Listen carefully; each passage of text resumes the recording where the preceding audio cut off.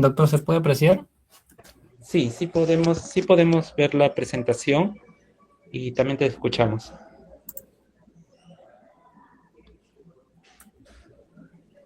Ok, doctor. Mi compañera, Azucena Vergara, no sé si estará presente, doctor, estaba en rotación, pero nos va a hacer el alcance ya en Buenas tardes, buenos días, profesor. Ah, ya. Ya, sí estoy normal. Ya, ok. Ok, doctor, entonces voy a iniciar. Sí, puedes comenzar.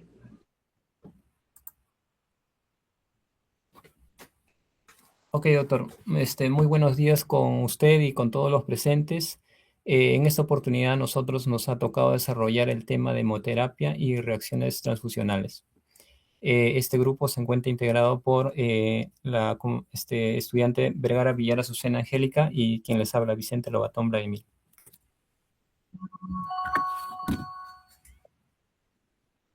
Eh, con respecto a los conceptos generales, ¿no? ¿Qué es la hemoterapia? Bueno, la hemoterapia puede ser definida como una rama de la medicina que estudia la obtención y el procesamiento de la administración de sangre, ¿no? Y si esto tiene que darse con fines terapéuticos. En la actualidad, en un enfoque moderno, que va a estar sustentada por la Asociación Americana de Banco de Sangre, lo define como el uso racional de hemocomponentes específicos en lugar de una sangre total, ¿no? Esto nos quiere decir que si bien antes se utilizaba las transfusiones de sangre de manera liberal, óptima, ¿no? Con la finalidad de obtener resultados más positivos para el paciente. En este caso, vemos los procesos, ¿no? En un proceso de obtención de sangre, el procesamiento de análisis y la separación de hemocomponentes y posteriormente la administración terapéutica, ¿no? Esto va a tener que darse con la seguridad, calidad y eficiencia en cada proceso. ¿Y cuál es el objetivo principal para poder realizar lo que es la hemoterapia, no? Se basa en tres objetivos principales. El primero de ellos es restaurar la capacidad de transporte de oxígeno, es decir, mejorar la oxigenación tisular y, y con esto mejorar las funciones de los órganos, ¿no? Eh, el corregir trastornos de hemostasia, cuando tenemos, por decir, aportar, en este caso, factores de coagulación y paquetes para poder controlar un sangrado. Y tres, ¿no? Restaurar volúmenes, restaurar el volumen intravascular, es decir, con la finalidad de poder mantener la perfusión tisular y la estabilidad hemodinámica. Pero para que se dé lo que vendría a ser un proceso de transfusional seguro, ha tenido que pasar por hitos importantes dentro de la historia, ¿no? El de la medicina transfusional. Y ello parte, pues, desde el año 1628 con Harvey, ¿no? Quien va a describir por primera vez la circulación sanguínea, su fundamento esencial para comprender la fisiología de la circulación y posteriormente la posibilidad también de investigar las posteriores transfusiones, ¿no? Pero el desarrollo más importante se va a dar justamente en el siglo pasado, ¿no? En el año 1901 con Karl Landsteiner, quien va a descubrir un sistema muy importante conocido como el sistema ABO, que va a permitir realizar las transfusiones de manera segura, ¿no? En el año 1940, la Steiner, en asociación con Weiner, describen otro factor también muy importante, conocido como el factor RH, que identifica el antígeno D y de esta forma lograron reducir, ¿no? De manera significativa las enfermedades hemolíticas en recién nacido. Pero en el año 1950 va a desarrollarse, se podría decir, va a existir una revolución con respecto a las transfusiones sanguíneas. Esto por el desarrollo de las bolsas plástico que van a permitir almacenar un mayor volumen de sangre de manera más eficiente y segura. En la actualidad, la medicina basada en evidencia y hemovigilancia le brinda pues un enfoque más seguro al paciente, la calidad y un uso más óptimo de la sangre. Con respecto a los fundamentos de hemoterapia, actualmente, como les mencionaba, ha cambiado el paradigma. La transmisión histórica de una estrategia transfusional liberal ha sido reemplazada por una restricta con la finalidad de mitigar los riesgos inmunológicos del paciente. La OMS establece tres pilares fundamentales para que se dé esto. Uno es la optimización de la masa eritrocitaria negativa, es decir, detectar y tratar la anemia tempranamente. Dos, minimizar las pérdidas sanguíneas, esto con técnicas hemostáticas y fármacos antifibrinolíticos. La optimización de la reserva y la tolerancia fisiológica, es decir, mejorar, ¿no?, la función cardiorrespiratoria y la capacidad de tolerancia a la anemia. Evidencias con respecto a revistas indexadas en ensayos clínicos hechas por Cochrane y Mintz demuestran que el umbral restrictivo general es una hemoglobina menor a 7 gramos por decilitro. Mayor a esto pueden ser controlados con fármacos, ¿no?, o suplementos de hierro. Se reduce, bueno, con respecto a la hemoglobina, es seguro y reduce las complicaciones en comparación con las metas tradicionales, ¿no?, que exigían un rango de hemoglobina que iba entre 9 a 10 gramos por decilitro.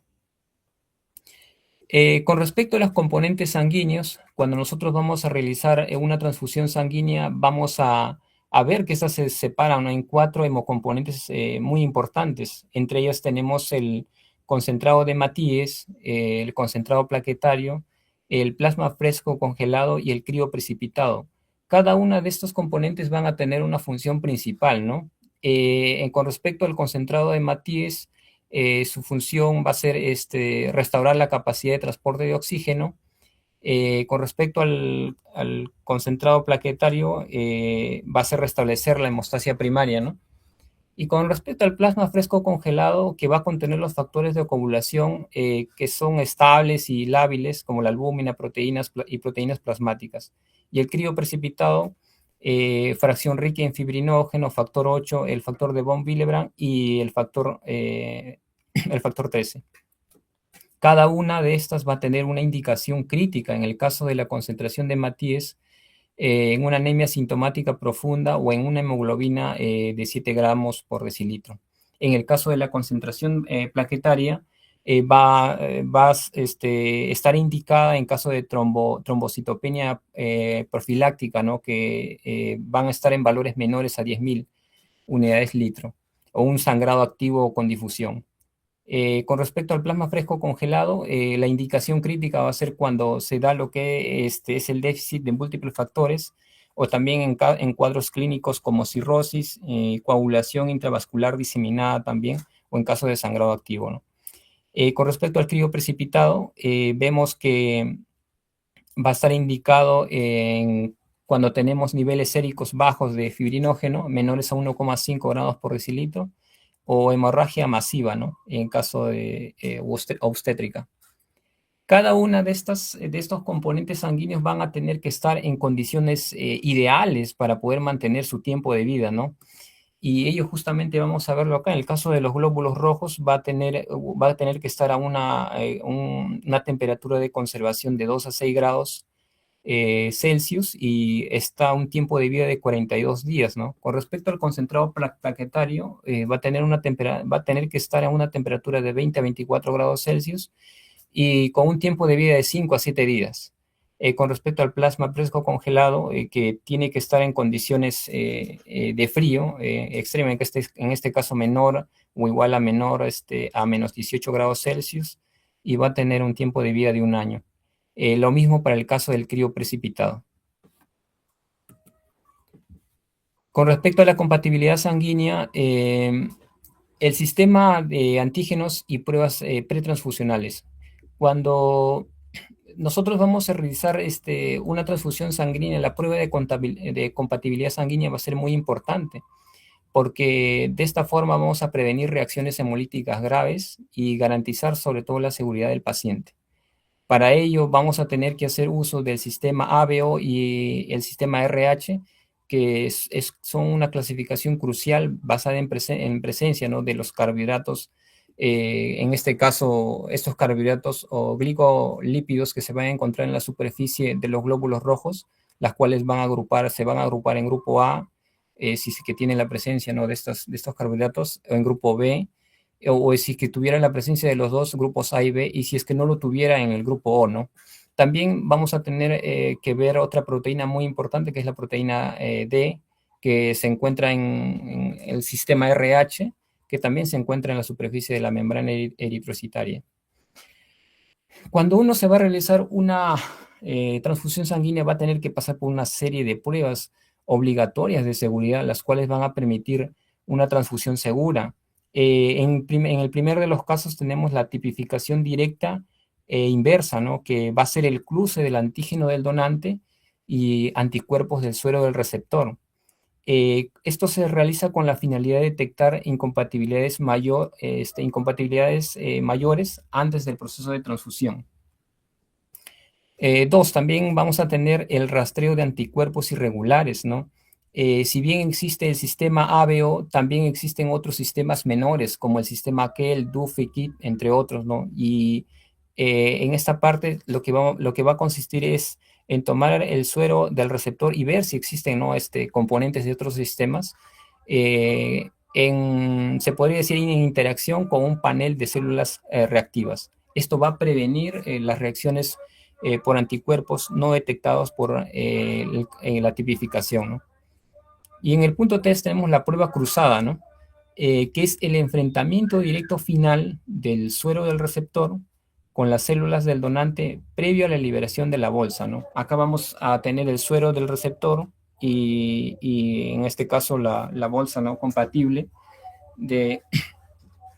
en este caso de la persona donante. Y este proceso es muy importante porque luego de ello se va a dar la confirmación final de la compatibilidad antes de la transfusión. Debemos recordar como dato clínico importante que la incompatibilidad del sistema ABO activa inmediatamente el sistema de complemento, ¿no?, por la vía clásica, causando lo que es una hemólisis intravascular destructiva o shock. Y esto es justamente lo que se pretende evitar, ¿no?, en el caso de transfusiones sanguíneas a un paciente. Las indicaciones clínicas de transfusión. ¿En qué casos se encuentran, ¿no?, indicadas, ¿no?, las transfusiones? Las transfusiones debe ser una herramienta terapéutica basada en evidencia, ¿no?, y indicar solamente cuando existe la balanza riesgo-beneficio y los beneficios superan a los riesgos, ¿no? ¿En qué escenarios de aplicación práctica? Serían en la anemia crónica versus anemia aguda, ¿no? En la evaluación se encuentra fundamentada en la velocidad en la instalación del cuadro. Generalmente va a ser por clínica, en base a los síntomas, ¿no?, que va a tener que estar manifestada por fatiga, mareo, disnea, taquicardia.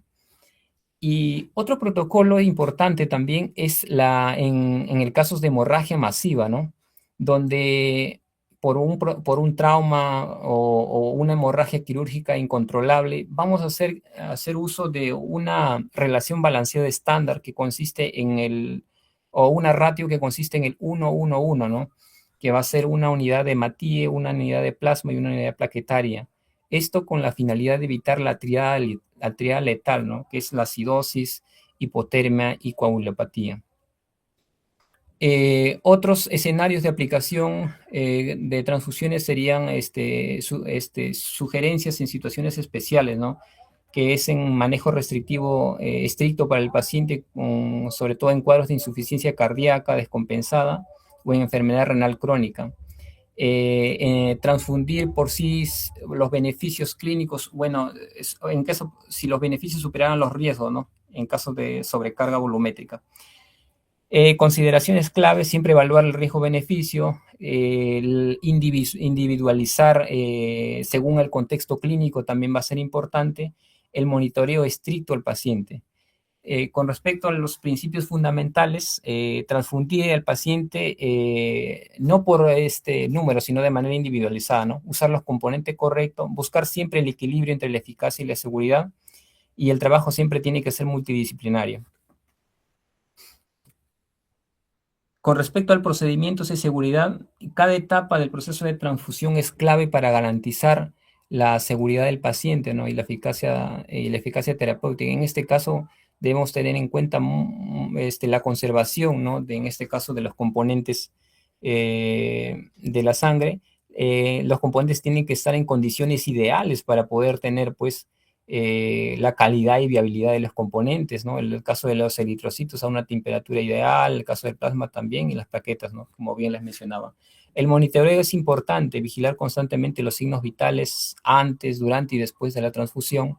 Signos vitales, frecuencia cardíaca, frecuencia respiratoria, saturación de oxígeno, son importantes monitorearlas al milímetro. Evaluar la tolerancia y la aparición de reacciones también va a ser muy importante, y verificar la identidad y compatibilidad siempre. Con respecto a los tiempos, ¿no? Administrar dentro de los tiempos recomendados para asegurar la eficacia y minimizar los riesgos. En el caso de los eritrocitos, en un máximo de 4 horas, las plaquetas en un máximo de 30 minutos y el plasma, ¿no? En un rango de 30 a 60 minutos.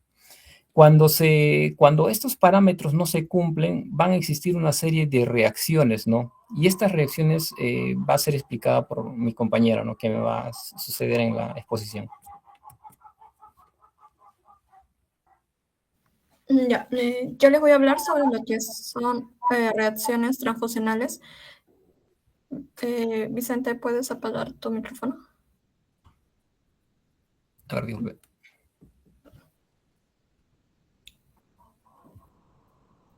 Ya, gracias.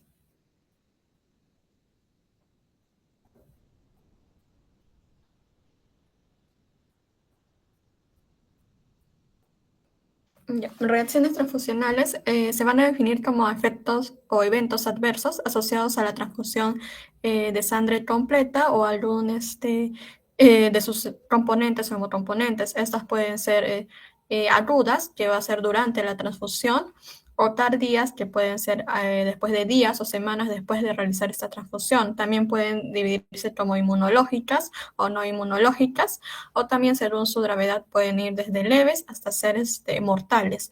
Se va a caracterizar por presentar fiebre, escalofríos, urticaria y picazón, dificultad respiratoria, hipotensión o orina roja, que es la hemoglobinuria. Pero estos síntomas lo va a presentar también de acuerdo al tipo de reacción de transfusión que tengamos. Pero en general, estas serían los síntomas que se presentan. Ahora, las reacciones transfusionales, como mencioné, van a variar desde comunes, como son las alergias leves, febriles no hemolíticas, hasta las raras, que van a ir como las anafilaxia, hemolíticas agudas y sepsis, y donde los eventos fatales van a estar relacionados principalmente a las lesiones pulmonares agudas relacionadas con esta transfusión. Ahora, los factores de riesgo relacionados a estas reacciones transfusionales van a ser que hayan tenido historia previa de reacciones transfusionales, haber tenido múltiples transfusiones previas, un embarazo previo, enfermedades autoinmunes o inmunodeficiencias, edades extremas como neonatos y ancianos, y terapias concomitantes y comorbilidades. En la parte de abajo vemos los tipos de reacciones transfusionales que vamos a tener, por ejemplo, la hemolítica aguda, que es la incompatibilidad con el sistema ABO, donde va a haber una destrucción intravascular de lo que son los eritrocitos. La hemolítica tardía, mediada por aloanticuerpos, donde hay una destrucción pero a nivel extravascular. La febril no hemolítica, que es una respuesta a citocinas en leucocitos del donante. También tenemos la anafilaxia, que hay una reacción de inmunoglobulina E, una alergia en alergias simples, que está mediada por histamina, y las sépticas, que es por una contaminación bacteriana. Ahora, también lo dividen, como mencioné, en inmunológicas y no inmunológicas. Las inmunológicas son dadas por incompatibilidad entre el producto transferido y el receptor, o sea, entre el anticuerpo y el antígeno. Mientras que las reacciones no inmunológicas, por efectos físicos de componentes sanguíneos o por una transmisión de enfermedades, como puede ser contaminación de una bacteria o sobrecarga del volumen o hipotermia. Ahora, ¿qué hacer cuando ocurren estas reacciones transfusionales? Lo primero es interrumpir lo que es la transfusión.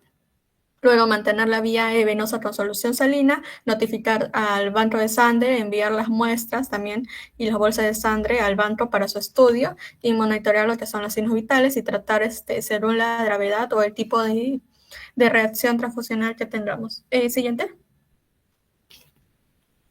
Ahí vamos a ver un cuadro donde hay una clasificación de las reacciones transfusionales, donde tenemos reacciones inmediatas que son durante las 24 horas. Tenemos las inmunes y no inmunes. Dentro de las inmunes tenemos a la reacción hemolítica aguda, reacciones relacionadas con plaquetas como trombocitopenia, a la inmune pasiva. También tenemos reacciones alérgicas como son las anafilácticas o también el edema pulmonar no cardiogénico. Las no inmunes vamos a tener la sobrecarga circulatoria, reacciones febriles y reacciones hipotensivas. Ahora, las reacciones retardadas, dentro de las inmunes tenemos a las reacciones hemolíticas retardadas o la púrpura post-transfusional. En las no inmunes tenemos la transmisión de enfermedades infecciosas. Y luego tenemos por último las reacciones transfusionales de largo plazo, donde van a estar relacionadas a enfermedades infecciosas, como enfermedades virales, como la hepatitis B, la C, VIH, citomegalovirus, parvovirus o leucemia de células T. Siguiente.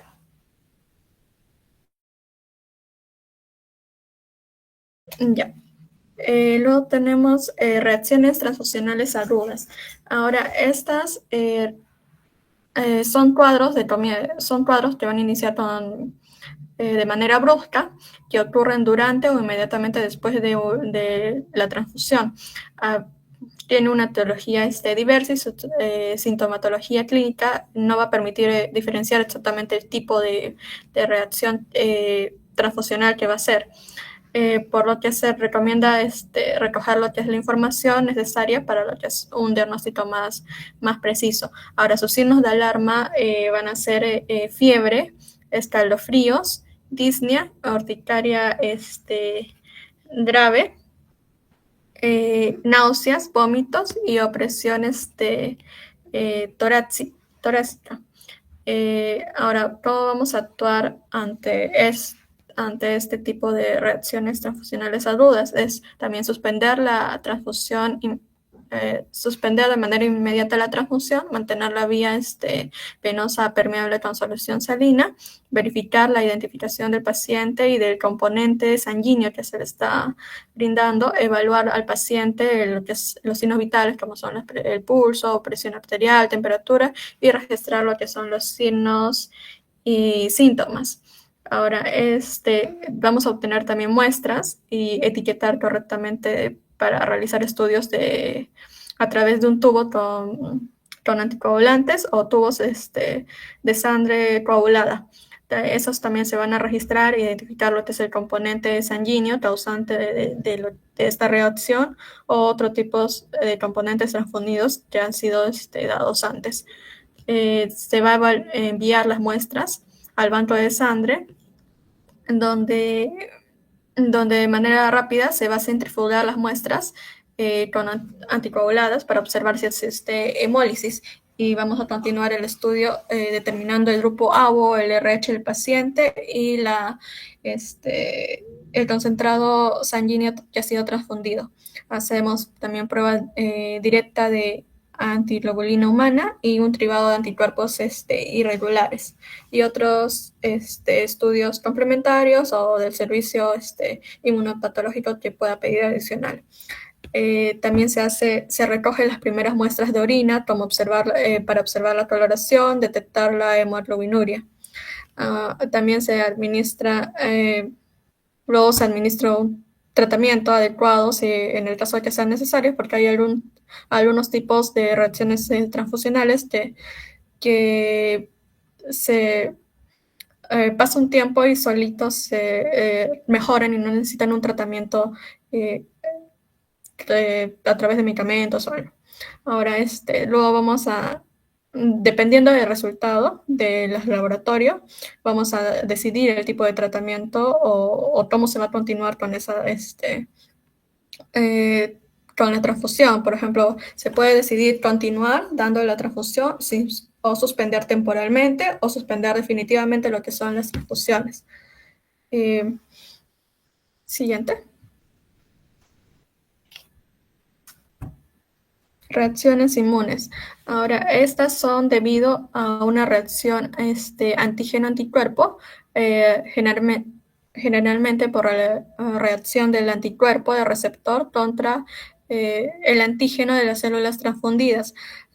Aquí la consecuencia es la destrucción de la célula, ya sea glóbulos rojos o plaquetas por lisis en el espacio intravascular o por fagocitosis celular debido a las células del sistema mononuclear fagocítico después de una opsonización en el caso de los anticuerpos. En este caso se usa lo que son los anticuerpos de tipo inmunoglobulina G.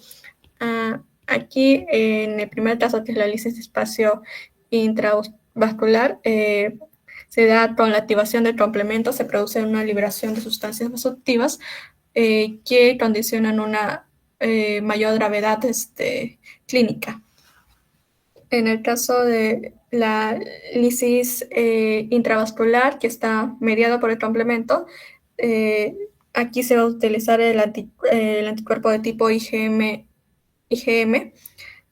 donde los anticuerpos de receptor van a reconocer primero los antígenos en los hematíes transfundidos. Esto y luego los anticuerpos activan en la vía clásica del complemento, lo que va a ocasionar como la activación del complejo de ataque de membrana, que va a producir la lisis del hematíe en el espacio intravascular, y esta lisis va a liberar sustancias vasoactivas. Luego tenemos la fagocitosis extravascular mediada por IgG, que básicamente es lo mismo, se da los anticuerpos IgG del receptor se van a unir al antígeno de las células transfundidas, y esta se va a generar lo que es la IgG, genera lo que es la opsonización de la célula, marcándola para su eliminación, y luego el matrófago del sistema va a tratar de digerir esta célula, y se va a ocasionar lo que es la destrucción a nivel extravascular. Las manifestaciones clínicas frecuentes en estos casos son la fiebre, también escalofrío, hipotensión, disnea, hemoglobinuria, taquicardia y dolor lumbar en el caso de las lisis intravascular. En el caso de la fagocitosis extravascular va a presentar lo que es anemia, ictericia leve, fiebre, esplenomegalia y trombocitopenia. Siguiente.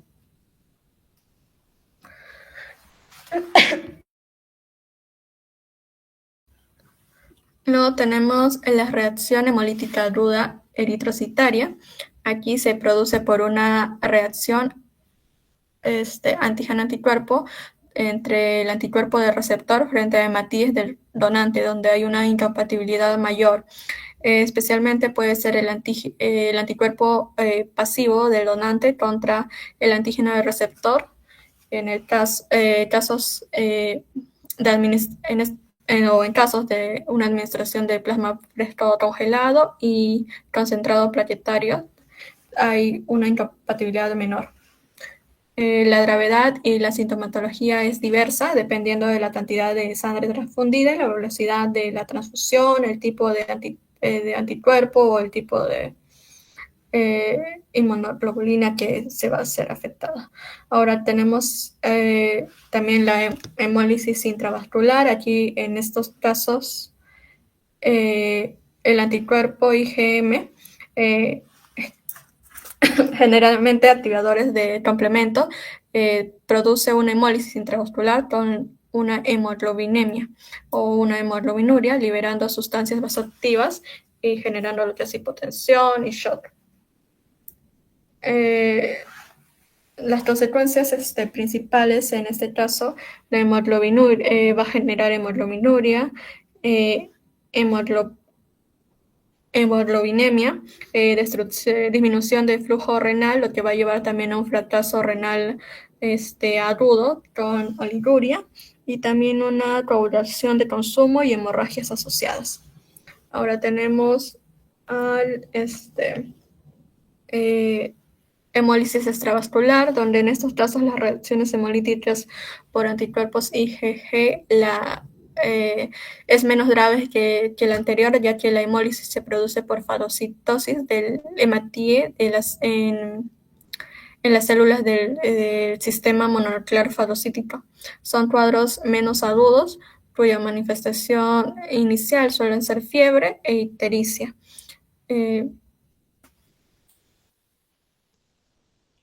Los síntomas también van a ser variados y comenzar a los pocos minutos, a veces que inicia la transfusión. Pueden ser fundamentalmente malestar, rubor facial, dolor dolor lumbar, falta de aire, y en ocasiones puede ocurrir fiebre. También puede ocasionar lo que es la hipotensión y el sangrado anómalo. Siguiente.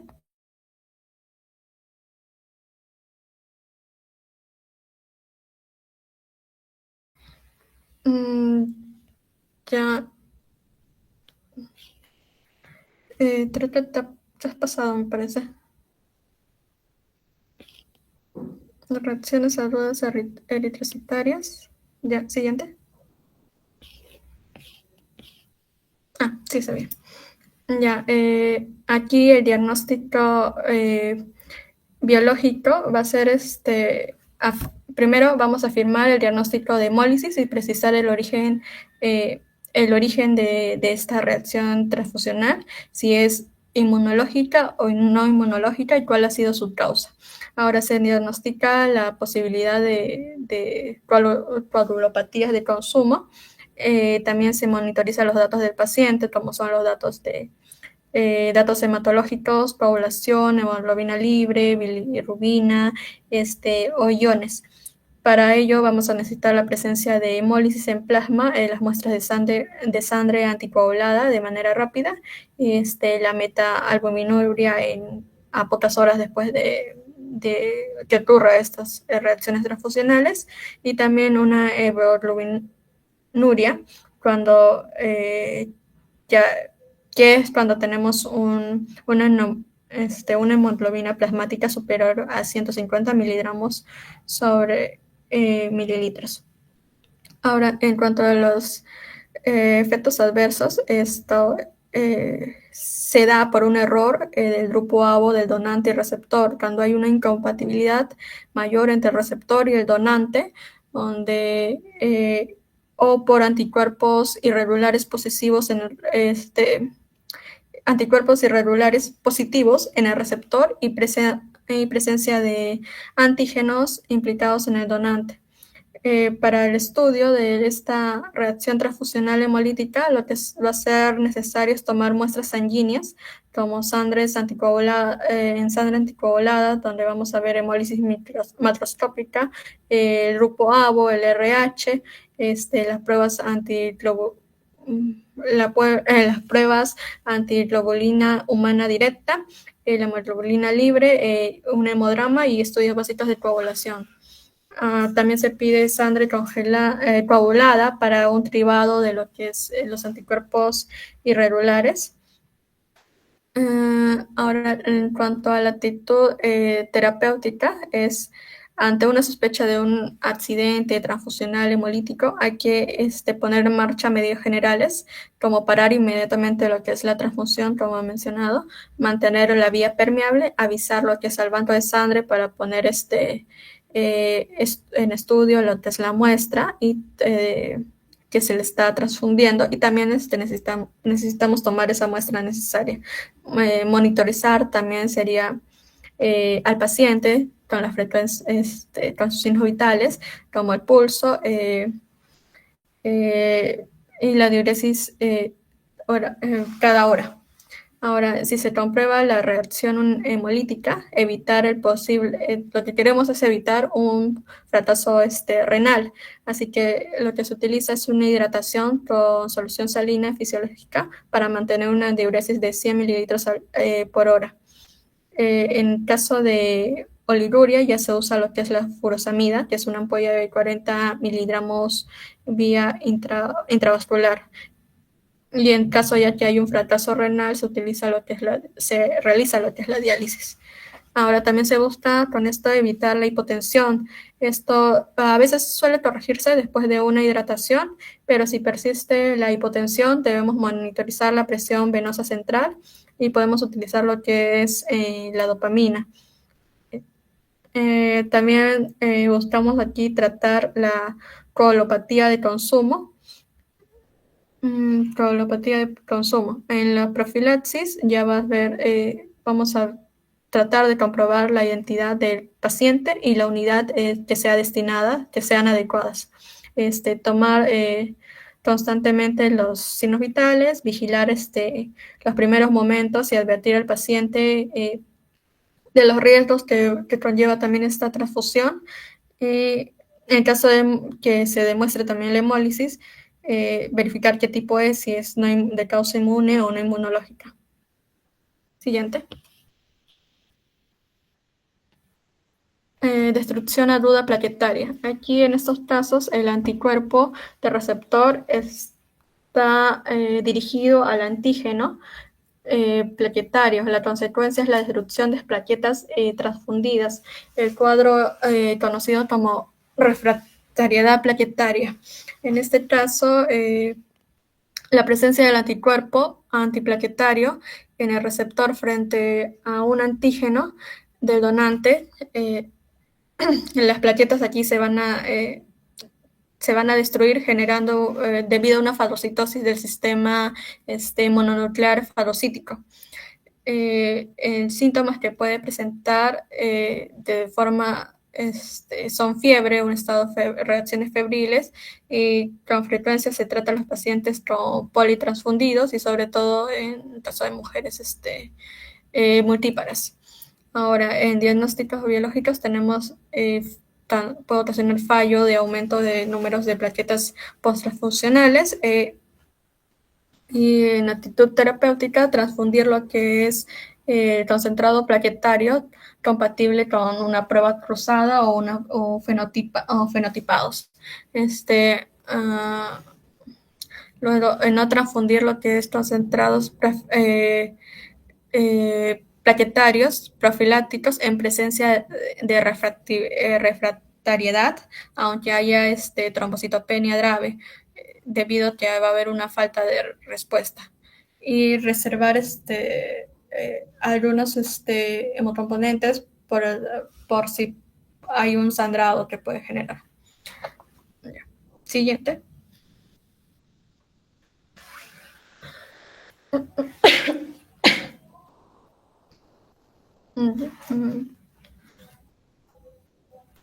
Luego tenemos trombocitopenia aloinmune pasiva.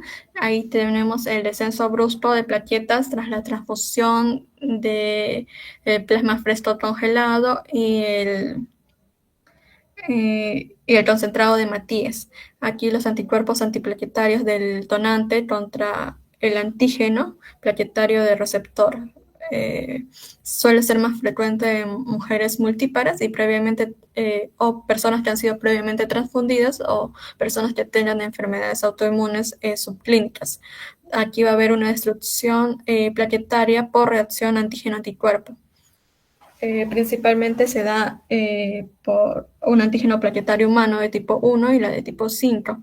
Aquí su clínica va a haber petequias, equimosis, sangrado mucocutáneo, que son las más frecuentes en este tipo.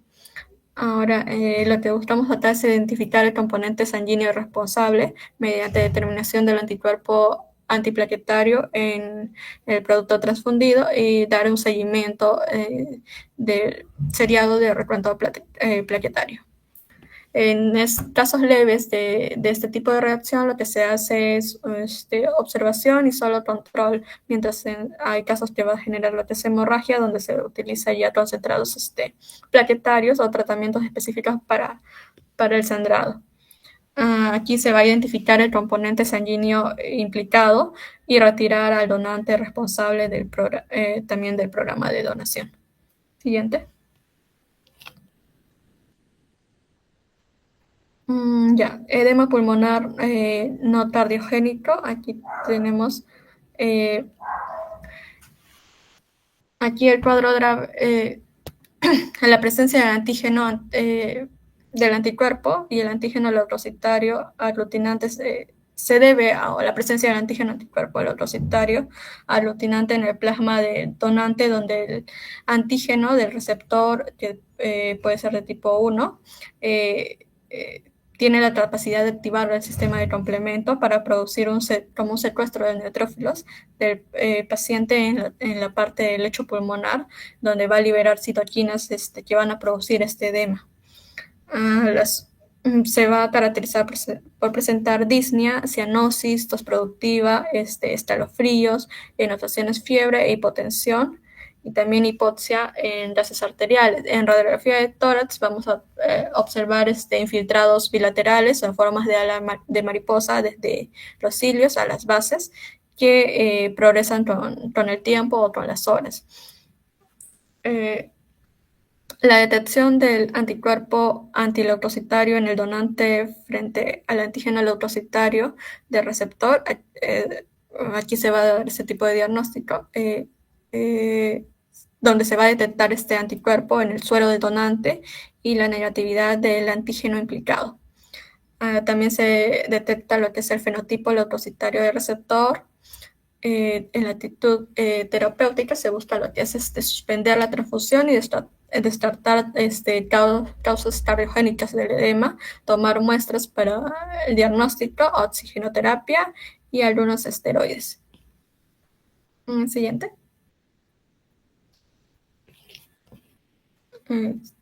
Reacciones no inmunes. Estas se trata de reacciones transfusionales agudas donde la causa principal no va a ser un mecanismo inmune, aunque puede tener causas mixtas. Aquí tenemos una sobrecarga circulatoria, que es una complicación debido a una hipervolemia que produce insuficiencia cardíaca congestiva por sobrecarga circulatoria y afecta principalmente a niños, ancianos con anemia y personas con reservas cardíacas disminuidas. Se caracteriza por presentar lo que son disneas, taquicardia y taquipnea, tos y opresiones torácica. El diagnóstico se puede dar a través de radiografías, donde vamos a ver edema pulmonar basal. Y en algunos casos sí, puede ser evidente en estas tomografías y en algunos no se distingue, pero por lo que también podemos utilizar la auscultación, donde vamos a escuchar unos roncos, sobre todo en las bases.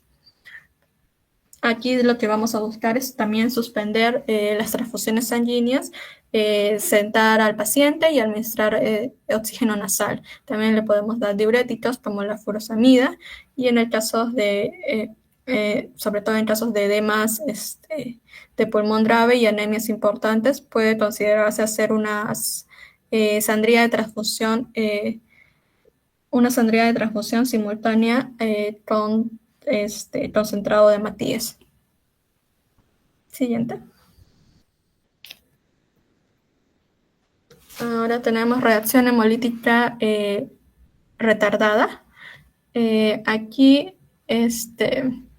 suelen suceder entre las 24 horas hasta los 30 días de transfusión, y también pueden tener diversas etiologías, tanto no inmunes o no inmunológicas en el caso de las reacciones retardadas. Ahora, específicamente de las reacciones hemolíticas retardadas,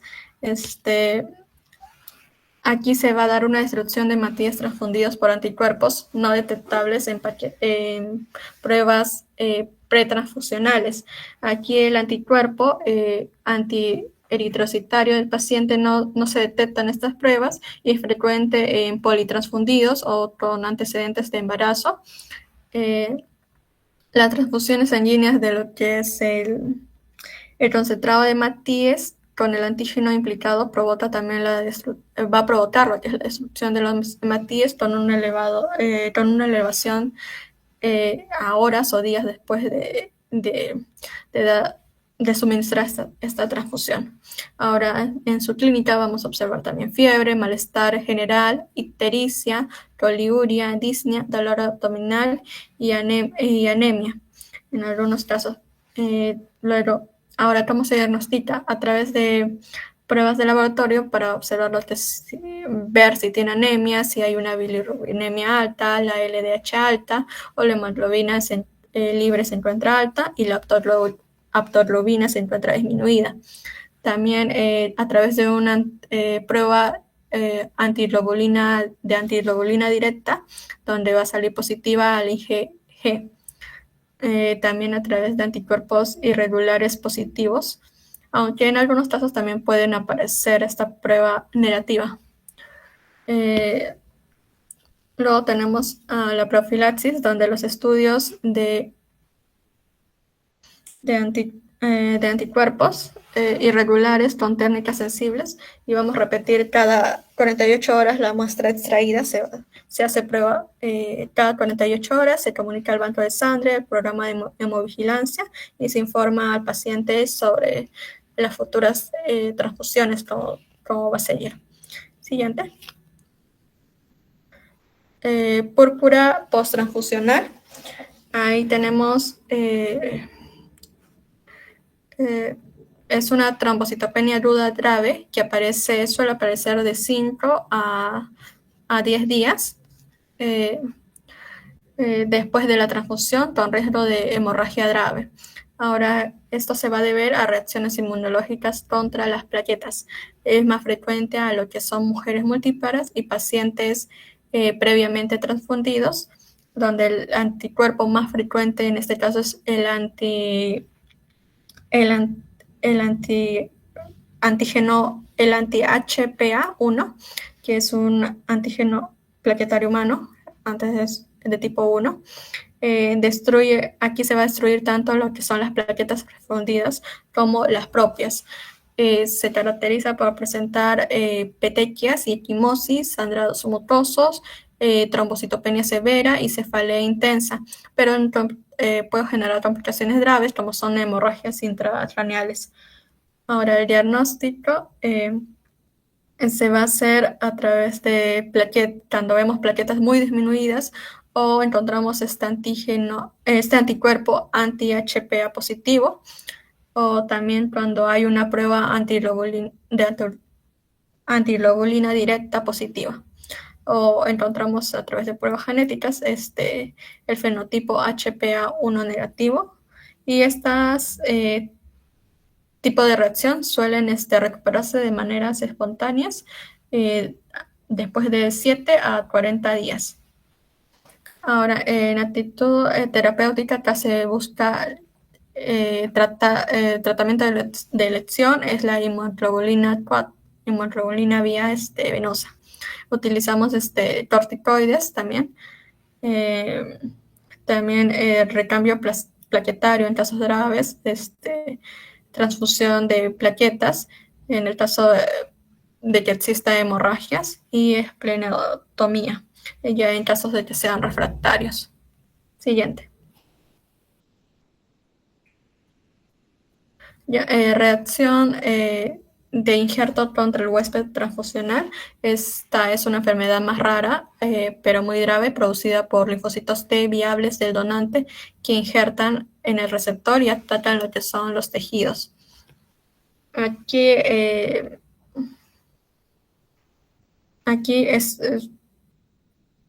como mencioné, es poco frecuente y se produce por los linfocitos T del donante, que producen un antígeno, se producen anticuerpos contra los diferentes tipos de células que van a afectar tanto a los tejidos como son el hígado, a nivel del intestino, o las células hematopoyéticas. Ahora, los síntomas que va a presentar van a aparecer de 30 días, habitualmente a los 7 y 10 días después de la transfusión. Se caracteriza por fiebre elevada o rash de máculo papular, que va a iniciar en las palmas y las plantas, diarrea violenta y vómitos, y alteración hepáticas también con un aumento de bilirrubina y pancitopenia, y tiene una mortalidad de hasta un 90%.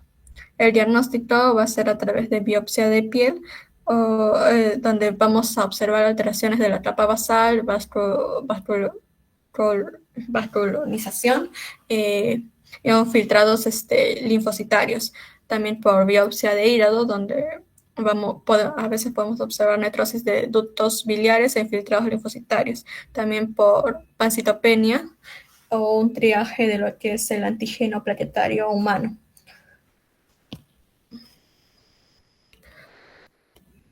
Ya, en cuanto a su actitud terapéutica, no existe un tratamiento de manera específica, pero se puede utilizar lo que son inmunosupresores, como son los esteroides a dosis altas, como son la ciclofosfamida, y un tratamiento de soporte para lo que son las diarreas, las pancitopenias y lesiones dérmicas. Siguiente.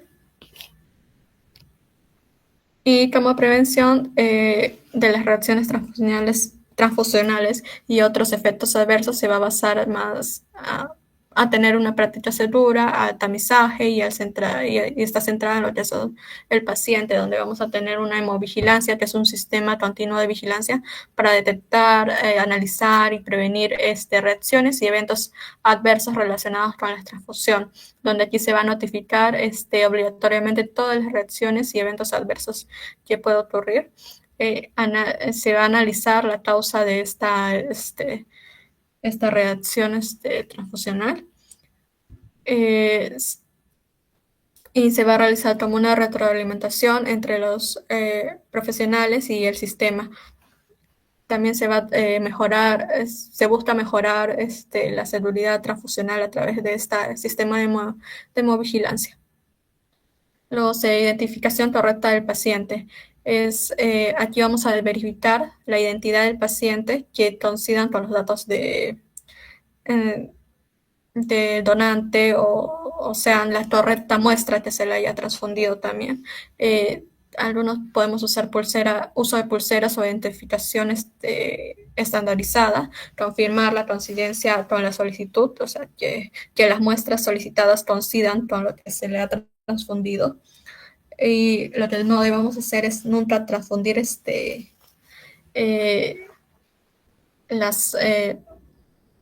los hemocomponentes sin una identificación adecuada o sin estar seguros de que sea el tipo que se le ha solicitado.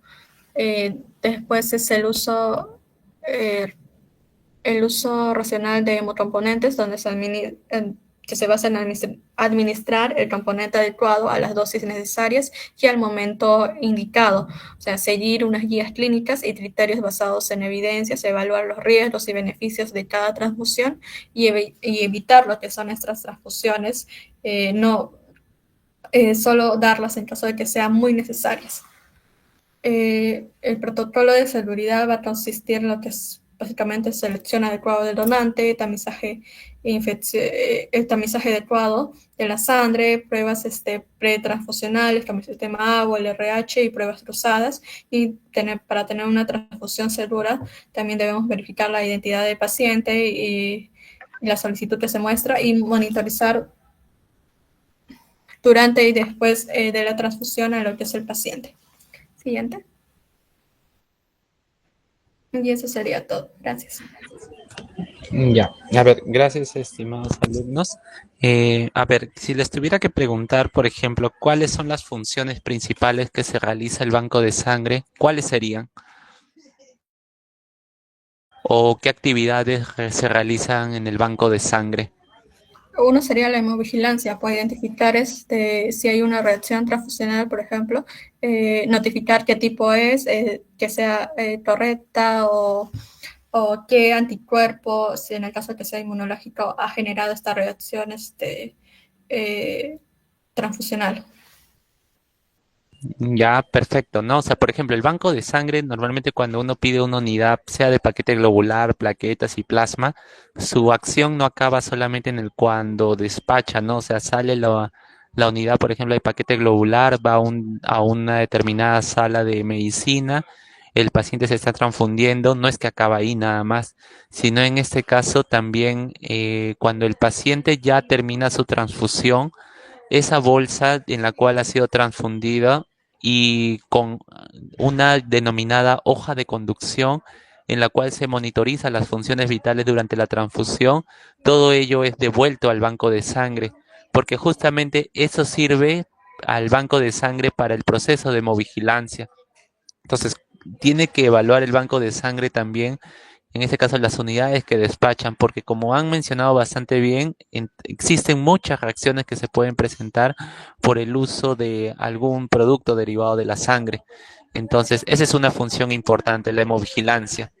Otra función que conozcan, por ejemplo, un paciente ya va a hacer su donación respectiva, ¿qué se imaginan que puede suceder después? O sea, ¿qué procesos suelen suceder desde que un paciente dona, por ejemplo, sangre total? Hacer las pruebas cruzadas, de RH, sistema ABO, eso. O hacer tamizaje si también si la muestra se encuentra contaminada. Ya, exacto, el tamizaje, ¿verdad? ¿Por qué? Porque eso sí depende de la modalidad. Por ejemplo, ¿qué es lo que pasa cuando uno dona sangre, por ejemplo, en un centro comercial, por ejemplo? No es que primero te hacen el tamizaje y recién te hacen donar, ¿verdad? Lo que sucede a veces es que cuando el paciente, o perdón, el donante está en esa situación de ya querer donar, realiza la donación de sangre. Como de repente algunos de ustedes habrán podido donar sangre, es algo rápido, ¿no? 5, 10 minutos por ahí. En este caso suele realizarse una donación de sangre total, pero esta sangre justamente no puede ser obviamente procesada inmediatamente, sino tiene que pasar el tamizaje.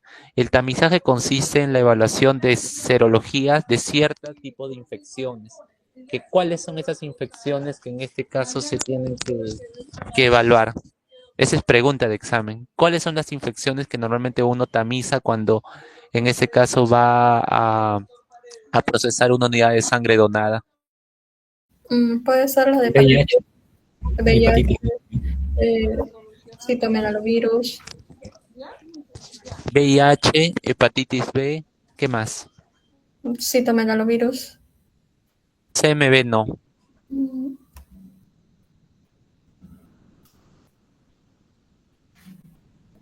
Es pregunta de examen. Tienen que conocer cuáles son las infecciones que se pueden transmitir. Por eso es que son 7 infecciones, 7 serologías que justamente se trata de evaluar antes de dar una unidad como acta para poder pasar al siguiente proceso. ¿Cuáles son esas?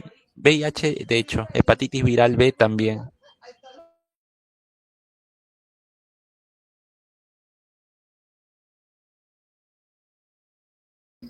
¿La sífilis?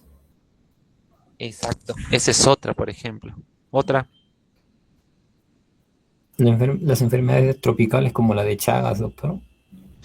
Exacto. Chagas es otra, ¿verdad? Otra. La malaria también, doctor. Ya, malaria no. Malaria no es considerado acá. Chagas sí. Hay uno importante que no se tienen que olvidar, que es primo hermano del VIH.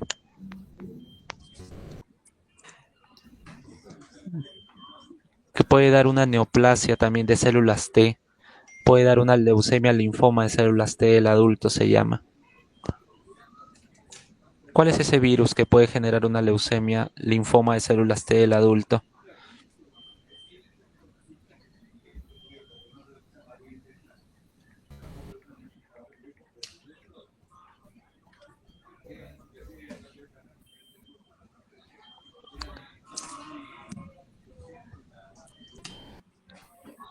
No se olviden, el HTLV. El HTLV, miren, del HTLV les pueden preguntar ellos. O sea, es parte también del tamizaje serológico que se realiza en las unidades de sangre donadas.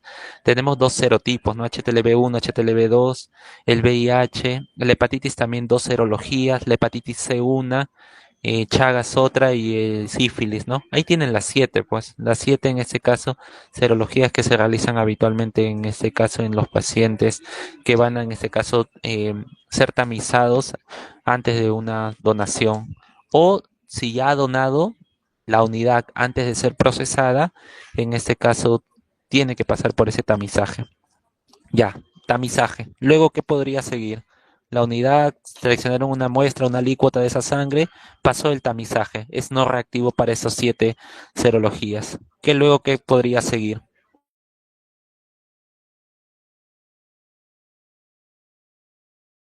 ¿Podemos dividir los componentes? Exacto, el fraccionamiento, ¿verdad? Porque de una unidad de sangre total no es que solamente se pueda obtener paquete globular, ¿verdad? Por eso cuando ustedes en los eslogan así de donación de sangre, ustedes ven, nos dona una unidad de sangre, salva 3 vidas. ¿Por qué son 3? Porque justamente la sangre total se puede fraccionar en 3 productos, ¿verdad? En ese caso, paquete globular o llamado concentrado de Matías, mal denominado sangre, ¿no? Transfúndele sangre, en realidad no es transfundir un concentrado de Matías o paquete globular.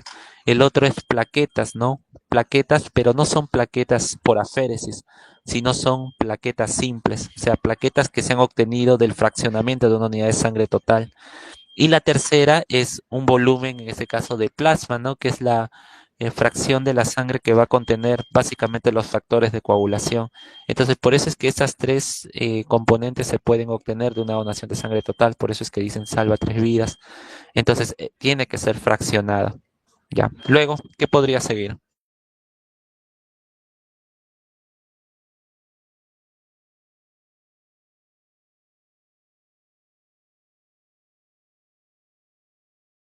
Doctor, la conservación de de los homocomponentes.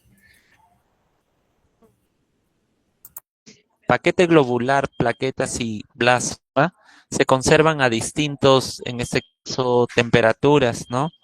Entonces, ¿cómo es la conservación de cada uno de ellas?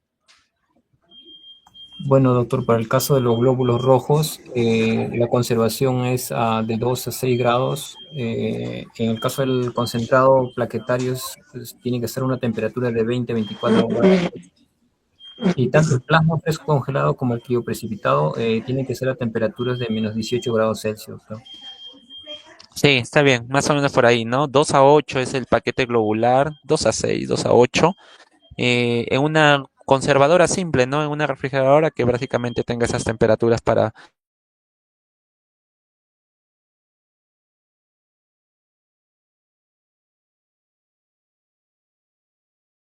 ah, las plaquetas, básicamente temperatura ambiente, ¿no? Como lo mencionaste, es 20, 22, o sea, temperatura ambiente las plaquetas se pueden mantener. Y el otro es el plasma fresco congelado, que su propio nombre lo dice, ¿no? Está congelado. Entonces tiene que ser a temperaturas negativas. Por eso es que cuando uno saca plasma, está congelado, está como un marciano, como un helado prácticamente. Es hielo, hielo puro, porque está a temperaturas negativas. Entonces, es diferente la conservación de cada uno de estos 3 productos. Por ese motivo es que cuando, por ejemplo, ustedes solicitan al banco de sangre el despacho de alguno de estos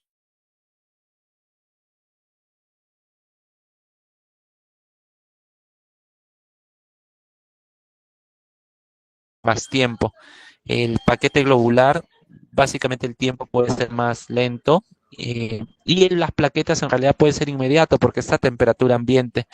Entonces, por ese motivo es que cada uno de ellos tiene una conservación distinta. ¿Qué más? A ver, ¿y qué pasa justamente si no hago esa conservación? La conservación es importante porque si no se pierde justamente los productos determinados, ¿no? Por ejemplo, ¿qué pasa si el plasma no lo congelo? Esos factores de coagulación se van a degradar. ¿Qué pasa si el paquete globular no lo conservo a esa temperatura? Va a hemolizar y ya no, en este caso no voy a tener glóbulos rojos que transfundir.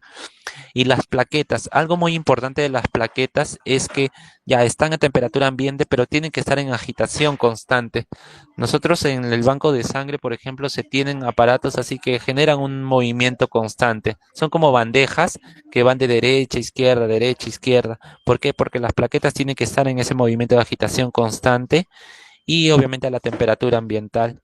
Entonces, esos 3 productos son los que ustedes habitualmente van a, en este caso, solicitar. Pero hay uno extra, que es el crioprecipitado, que el crioprecipitado y pregunta de examen es importante para ciertas patologías. ¿Para qué enfermedades creen que sea importante el crioprecipitado? Que muchas veces, a veces uno no lo desconoce, ¿no? Una vez conoce paquete globular, plaquetas y por ahí el plasma fresco congelado. Pero ¿para qué enfermedades creen que el crío precipitado sea importante.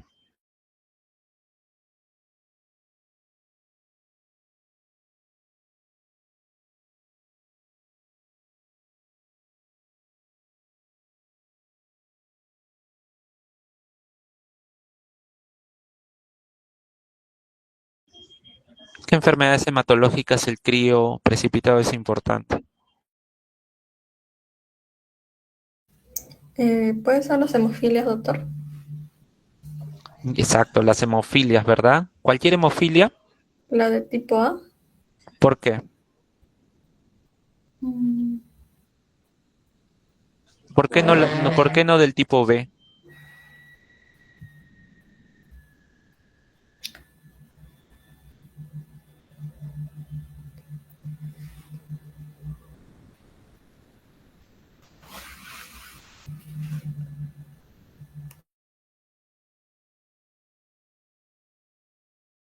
Y para eso tienen que saber qué contiene el crioprecipitado, ¿verdad?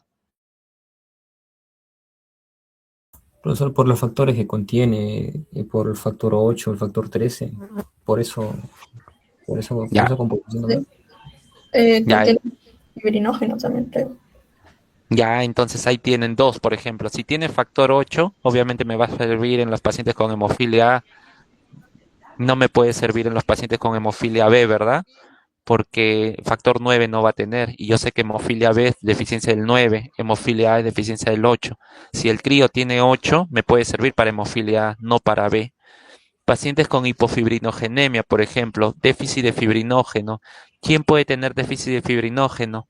Pacientes con cirrosis hepática, por ejemplo. Otra pregunta parecida a la de ayer, ¿no? ¿Cuál es el agente de tratamiento para leucemia linfoblástica que me puede generar hipofibrinogenia? Ayer les pregunté, ¿no? ¿Cuál es el agente usado en LLA que me puede generar trombosis? La L-asparaginasa. Acá la misma respuesta. ¿Cuál es el agente de tratamiento para leucemia linfoblástica que me puede generar hipofibrinogenia? Lo mismo, la L-asparaginasa. Entonces, estos pacientes hacen hipofibrinogenia, yo les puedo reemplazar eso con el crioprecipitado. Entonces, ahí tengo dos situaciones. Otra tercera enfermedad que me puede ayudar el crioprecipitado.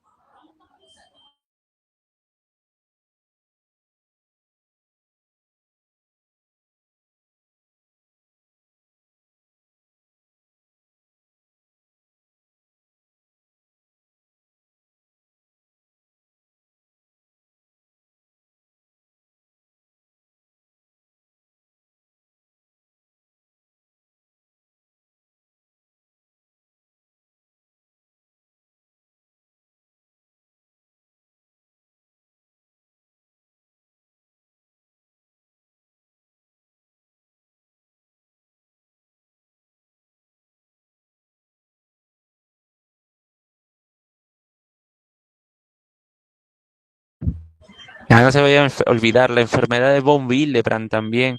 El crioprecipitado también dentro de las, su propio nombre lo dice, no se precipitan. O sea, los factores de coagulación que van a precipitar en esa conversión de plasma crío no van a ser todos. Por ese motivo es que básicamente el crioprecipitado contiene esas cuatro productos, ¿no? Fibrinógeno, factor 8, factor de von Willebrand y el factor 13. Entonces, también hay enfermedades de von Willebrand en las cuales no tenga el concentrado de factor de von Willebrand disponible. En ese caso, también el preprecipitado puede ser una opción de estos pacientes. Deficiencia del 13 también, ¿no? Que ya eso es más raro. Deficiencia del 13, que si un paciente la tiene, también va a tener bastante clínica de sangrado. El crioprecipitado también me puede ayudar. Entonces, pregunta examen esa, ¿no? O sea, ¿cuáles son los productos que contiene el crioprecipitado? O les pueden preguntar en qué enfermedades me puede ayudar, en este caso, la transfusión de crioprecipitado, ¿ya? No se vayan a olvidar de todo ello. Y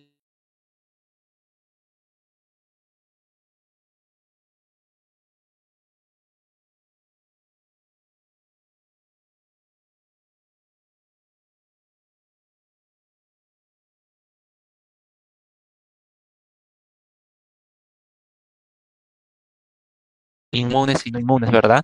Incluso o sea, no va a ser en este caso del mismo paciente, o sea, va a tener en este caso antígenos de otro paciente. O sea, si bien es cierto el sistema BO, o sea, cuando uno equipara, ¿no? Ya tú eres, por ejemplo, O positivo, ¿de quién puedes recibir? O positivo, de O negativo también, ¿no? Entonces, pero recuerden que hay antígenos menores, o sea, el sistema de compatibilidad también, o sea, no solamente se centra en el sistema BO y en el RH, sino también hay otros antígenos menores, que también en este caso algunos de ellos podrían originar reacciones inmunes bastante severas en los pacientes. Entonces, por ese motivo es que todo producto sanguíneo debe ser utilizado adecuadamente porque puede llegar a tener una reacción. Así la compatibilidad sea de manera similar, puede haber reacciones por antígenos menores o por el mismo volumen que se está infundiendo o en este caso reacciones alergénicas, ya mediadas en este caso por la inmunidad del paciente. Entonces, todas estas reacciones justamente, ¿cómo en este caso se pueden prever? Justamente verdaderamente transfundiendo cuando es necesario. Si no es necesario, en este caso se tiene que tratar de evitar la transfusión a lo mayor posible, ¿no? Por ejemplo, ¿cuándo o en qué situaciones se evitan, por ejemplo? Por ejemplo, pacientes con anemia hemolítica autoinmune, que yo sé que la causa de la anemia es hemolítica. Por ejemplo, si está con hemoglobina 6, está estable hemodinámicamente, entonces yo, por ejemplo, ahí podría obviar una transfusión a pesar del valor de 6, ¿no? Por ejemplo, pacientes con anemia ferropénica. Yo sé que la ferropenia es el causante y está con hemoglobina, por ejemplo, de 7. Sé que la ferropenia es el causante, entonces en vez de hacer una transfusión le puedo administrar hierro sacarato, por ejemplo, y con eso obviamente corregir la anemia. Por ejemplo, pacientes con PTI, ¿no? Yo sé que el PTI está originando la trombocitopenia. Sé que con eso, con los corticoides, ese recuento va a subir, no con, en este caso, transfundiéndole plaquetas. Entonces ahí también pueden evitar otra transfusión. Por ejemplo, pacientes con fibrinógeno, por ejemplo, 1.2, por ejemplo. Ese valor de 1.2, si bien es cierto, está disminuido, pero no predispone al paciente a sangrado. Entonces, usualmente cuando transfundimos crioprecipitado, cuando el fibrinógeno está menos de 1, por ejemplo. Entonces, si está más de 1, no se transfunde. Valor normal es de 1.5 hacia arriba usualmente. Entonces, por más que esté menos de 1.5, pero si no tiene sangrado, en realidad puede evitar la transfusión. Lo mismo, por ejemplo, con el plasma, ¿no? Pacientes que pueden tener un tiempo parcial de tromboplastina. ¿Hasta cuánto va normalmente? Hasta 43 promedio, ¿no? El paciente, por ejemplo, puede tener 50 de tiempo parcial de tromboplastina. Está superior, sí. Pero si no tiene un sangrado, en este caso clínicamente relevante, pues no lo transfundo, ¿no? Porque ese TPTA de 50 no me va a desencadenar un sangrado activo. Entonces ahí me estoy evitando una transfusión de plasma. Entonces, siempre cuando ustedes realicen una transfusión, también es evaluar la clínica que presenta el paciente, porque en base a eso es que también ustedes deciden una transfusión o no, porque ya como han mencionado en la presentación, existen bastantes en ese caso, reacciones adversas que se puedan presentar, ¿ya? Entonces, eso como resumen, chicos, de la presentación del día de hoy. Muchas gracias por la presentación y bueno, ya nos vemos en otra oportunidad. Hasta luego.